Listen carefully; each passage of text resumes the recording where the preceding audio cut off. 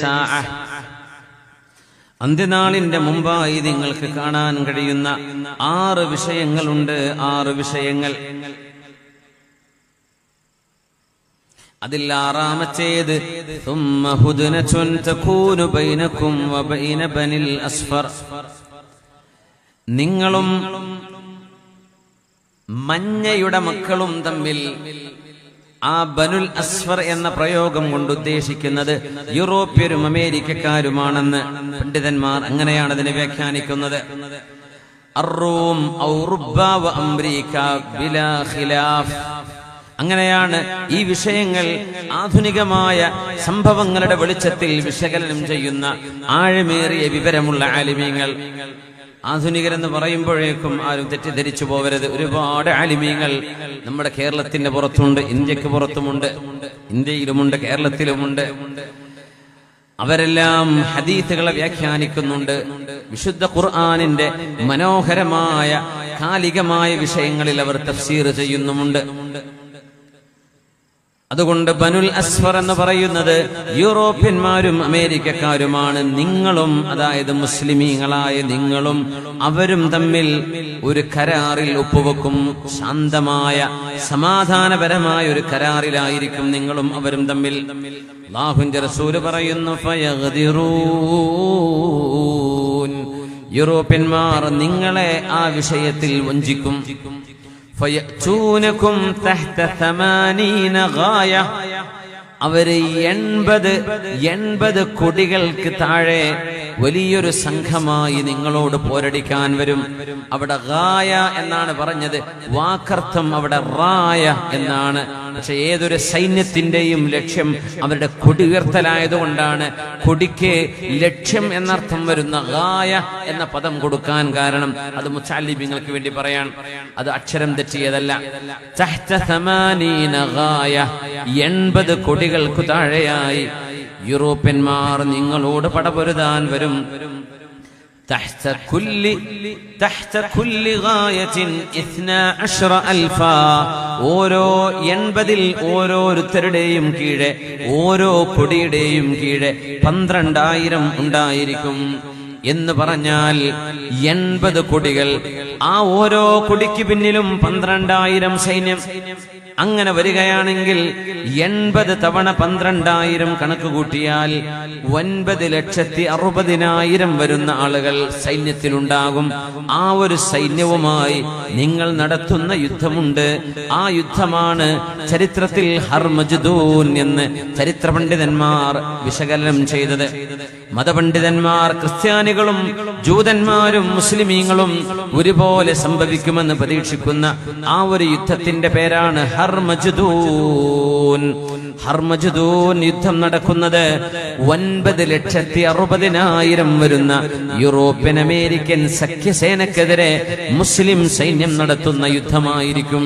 ഇത് അല്ലാഹുവിന്റെ ഹബീബ് സ്വല്ലല്ലാഹു അലൈഹി വസല്ലം തങ്ങൾ വളരെ വ്യക്തമായി പറഞ്ഞ ഹദീസാണിത്. ഈ ഹദീസ് ഇമാം അഹ്മദ് എന്നവർ മുസ്നദിൽ ഉദ്ധരിച്ചു. മഹാനായ ഇമാം അബൂ ദാവൂദ് എന്നവർ സുനനിൽ, മഹാനായ ഹദീസ് പണ്ഡിതൻ ഇബ്നു മാജ എന്നവർ അവരുടെ സുനനിൽ, ഇബ്നു ഹിബ്ബാൻ എന്നവർ അവരുടെ സ്വഹീഹിൽ, ഇവരെല്ലാം മറ്റു ഹദീസ് പണ്ഡിതന്മാരും ഉദ്ധരിച്ചു. സതുസാലിഹൂന റൂമ സുൽഹൻ ആമിന. ഇനി പറയുന്നത് ഹദീസ് വാചകങ്ങളുടെ വ്യാഖ്യാനമാണ്, അതുകൊണ്ട് ശ്രദ്ധിച്ചു കേൾക്കുക.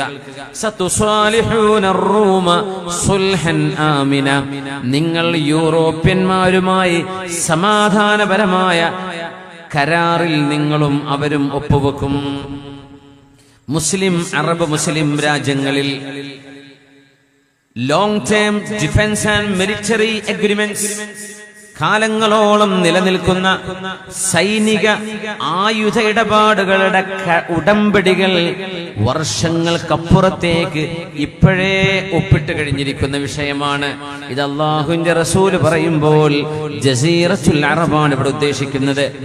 അതായത് ഇന്ന് നമ്മൾ കാണുന്ന സൗദി അറേബ്യയും യമനും UAE-യും ഖത്തറും കുവൈറ്റും ബഹ്റൈനും നിലകൊള്ളുന്ന ഈ രാജ്യങ്ങളെയാണ് ജസീറത്തുൽ അറബ്, ദ അറേബ്യൻ പെനിൻസുല എന്ന് പറയുന്നത്.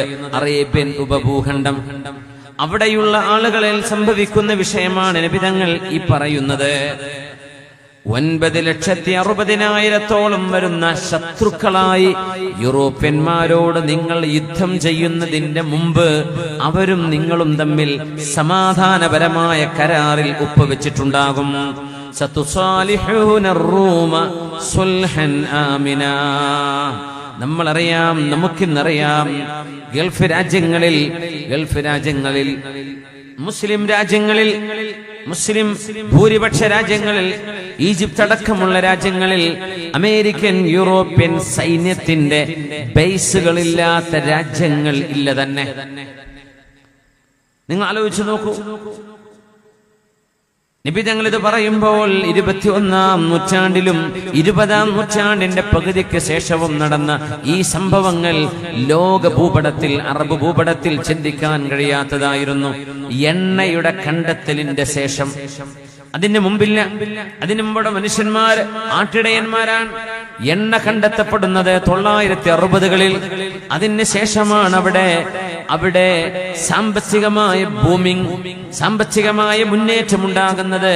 അതിൽ പിന്നെയാണ് ലോകരാജ്യങ്ങളിൽ നിന്ന് വിദേശികളായ ആളുകൾ അവിടെ വന്ന് ജോലിക്കും ഫാക്ടറിയും കച്ചവടങ്ങളും ഒക്കെ തുടങ്ങുന്നത്. അങ്ങനെയാണ് നമ്മുടെ കാഞ്ഞങ്ങാട്ടുകാർ ഒരുപാട് ബഖാലകളും സൂപ്പർ മാർക്കറ്റുകളൊക്കെ ഇവിടെ തുടങ്ങിയത്, അല്ലേ? അങ്ങനെയാണ്. സാമ്പത്തികമായ ആ ഒരു ഉന്നതി അവിടെ വന്നില്ലായിരുന്നുവെങ്കിൽ ആരവിടേക്ക് തിരിഞ്ഞു നോക്കും? പച്ചവെള്ളം കിട്ടാത്ത നാടല്ലേ അത്? നമ്മൾ ആലോചിച്ചു നോക്കൂ. മരുഭൂമിയിൽ പച്ചവെള്ളം കിട്ടുമോ? നമ്മുടെ കേരളത്തിലാണെന്ന് സങ്കല്പിക്കുക. പച്ചവെള്ളമെങ്കിലും കുടിച്ചുകൂടെ? വല്ല പുഴയിന്നും കിണറ്റിന്നും കുളത്തിൽ നിന്നെങ്കിലും ഇത് കിട്ടുമോ? ഗൾഫ് രാജ്യങ്ങളിൽ ആ എണ്ണപ്പാടങ്ങൾ കണ്ടെത്തില്ലായിരുന്നുവെങ്കിൽ, ഡീസലും പെട്രോളും നാച്ചുറൽ ഗ്യാസും ഇല്ലായിരുന്നെങ്കിൽ ആരവിടേക്ക് ചെല്ലും? അതുകൊണ്ട് 960-കൾക്ക് ശേഷം യൂറോപ്യൻ അമേരിക്കൻ നാടുകളുമായുള്ള കരാറിൽ അറബ് രാജ്യങ്ങൾ ഒപ്പുവെച്ചു. പേര് പറയേണ്ട ആവശ്യമില്ലാത്ത വിധം എല്ലാ അറബ് മുസ്ലിം രാജ്യങ്ങളും ഇത് നബി തങ്ങൾ പറഞ്ഞു, സതുസാലിഹൂന റൂമ സുൽഹൻ ആമിനാ. നിങ്ങൾ യൂറോപ്യരുമായി, അമേരിക്കക്കാരുമായി സമാധാനപരമായ കരാറുകളിൽ നിങ്ങൾ ഒപ്പുവെക്കും.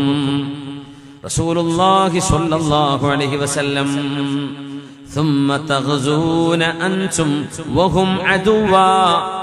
ആ കരാറിന്റെ അടിസ്ഥാനത്തിൽ നിങ്ങൾ മുസ്ലിമീങ്ങളെ അമേരിക്കൻ യൂറോപ്യൻ സൈന്യം ഒരു യുദ്ധത്തിൽ സഹായിക്കണം എന്ന കരാറുള്ളതിന്റെ പേരിൽ നിങ്ങളും അവരും ഒരുമിച്ച് മൂന്നാമതൊരു ശത്രുവിനെതിരെ നിങ്ങൾ ഒരു യുദ്ധം നടത്തും. ആ ശത്രു ആരാണെന്ന് നമുക്കറിയില്ല. ആരായിരിക്കും ആ ശത്രു? ഒന്നുകിൽ ആ ശത്രു ഈസ്റ്റേൺ രാജ്യമായിരിക്കും, അല്ല ചൈനയോ റഷ്യയോ അടക്കമുള്ള. അതല്ലെങ്കിൽ അത് ഷിആ ഭരണകൂടം നടക്കുന്ന ഇറാനായിരിക്കും എന്ന് സാധ്യതയുണ്ട്. കാരണം ഷിആ ഭൂരിപക്ഷ പ്രദേശങ്ങളിൽ നിന്നാണ് മുസ്ലിം ലോകത്തിന്റെ മെജോറിറ്റിക്കെതിരെ സമാധാനത്തിന് ഭീഷണി ഉണ്ടാകുന്നത്. ഇന്നതിന്റെ ചുവകൾ കെട്ടു തുടങ്ങുന്നുണ്ട്. ഇറാൻ അങ്ങോട്ട് ബോംബിട്ടെന്നും ഇങ്ങോട്ട് മിസൈൽ അയച്ചെന്നും ഹൂസികൾ എന്ന് പറയുന്നത് പോലും, യമനിലെ ഹൂസികൾ പോലും ഇറാനിന്റെ സപ്പോർട്ടുമായി പ്രവർത്തിക്കുന്നവരാണെന്ന് മീഡിയകൾ പറയുമ്പോൾ ഇറാനെതിരായിരിക്കുമോ അറബ് സഖ്യസംഘവും യൂറോപ്പ് അമേരിക്കൻ സഖ്യസേനയും ചേർന്ന് നടത്തുന്ന യുദ്ധം ഇറാനെതിരാകുമോ? അല്ലാഹു അലം. അല്ലെങ്കിൽ ഇർഹാബ് എന്ന് പറയുന്ന, തീവ്രവാദം എന്ന് പറയുന്ന, തീവ്രപക്ഷക്കാരെന്ന് പറയുന്ന ഏതെങ്കിലും ഒരു സംഘങ്ങളെ ടാർഗറ്റ് ചെയ്ത് ഏതെങ്കിലും ഒരു രാജ്യത്ത് നിന്ന് തീവ്രവാദം ഉന്മൂലനം ചെയ്യാൻ അറബ് മുസ്ലിം രാജ്യങ്ങളും യൂറോപ്യൻ അമേരിക്കൻ സൈന്യവും ഒത്തുചേർന്ന് നടത്തുന്ന യുദ്ധമായിരിക്കാം. ഈ 3 സാധ്യതകളാണ് പണ്ഡിതന്മാർ മുന്നിൽ വെക്കുന്നത്. ഈ ഹദീസ് 21-ാം നൂറ്റാണ്ടിന്റെ രാഷ്ട്രീയ ചുറ്റുപാടുകളിൽ അതിന്റെ വ്യാഖ്യാനങ്ങൾ ഓരോരുത്തർക്കും ആലിമീങ്ങൾ അതിന്റെ ചുറ്റുപാടുകൾക്കനുസരിച്ച് വിവരിച്ചു തരും. അല്ലാഹുവിന്റെ ഹബീബ് പറയട്ടെ, വമാ യൻതിഖു അനിൽ ഹവാ ഇൻ ഹുവ ഇല്ലാ വഹ്യു യൂഹാ. വമാ യൻതിഖു, എന്റെ റസൂൽ പറയുന്നത് മുഴുവനും അനിൽ ഹവാ, അവരുടെ സ്വയ ഇഷ്ടപ്രകാരമല്ല നബി പറയുന്നത്. എന്റെ റസൂൽ പറയുന്നത് ഇൻ ഹുവ ഇല്ലാ വഹ്യു യൂഹാ, അല്ലാഹു നൽകുന്ന വഹ്യല്ലാതെ അല്ലാഹു ഏഴാകാശങ്ങൾക്കപ്പുറത്തെ അർശിന്റെ ഉടമസ്ഥനായ അല്ലാഹു എന്താണോ ജിബ്രീൽ അലൈഹിസ്സലാമിലൂടെ അവന്റെ പ്രവാചകരോട് പറയാൻ ഉദ്ദേശിക്കുന്നത്, അതേ നബി തങ്ങൾ നാവിലൂടെ പറയൂ. നബി തങ്ങൾ ഉണ്ടാക്കി പറയുന്നവരല്ല. സൂറത്തുൽ ഖലമിൽ അല്ലാഹു വളരെ വ്യക്തമായി പറഞ്ഞു. ഇതൊന്നും ഒരു പ്രവാചകൻ ഒറ്റക്ക് പറയാൻ കഴിയില്ല. ഒരു മനുഷ്യനെ കൊണ്ട് ഒറ്റക്ക് പറയാൻ കഴിയോ? 1400 കൊല്ലം മുമ്പ് ഒരാളൊരു വിഷയം പറയാ